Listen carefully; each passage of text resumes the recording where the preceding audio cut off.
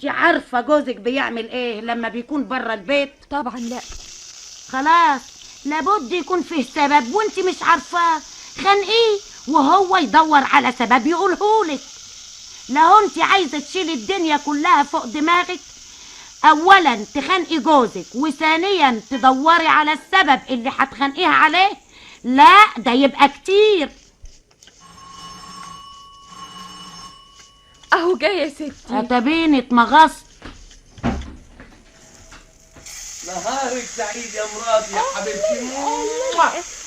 نهارك سعيد يا جوزي حبيبي. اهم.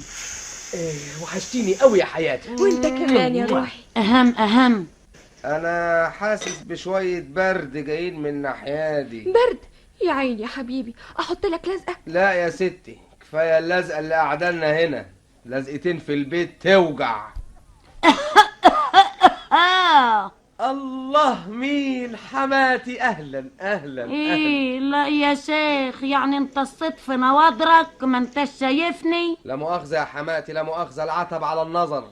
معاك حق، داخل كده زي السواق لعمة، زي السواق الأطبش، لا سعيدة ولا حتى تعيسة. انا اسف يا حماتي، نهارك سعيد. ان شاء الله ما تشوف ريحة السعادة. اللهم اني صايم. خد اغسلي لي المنديل ده يا سميرة، خلينا نقصر الشر.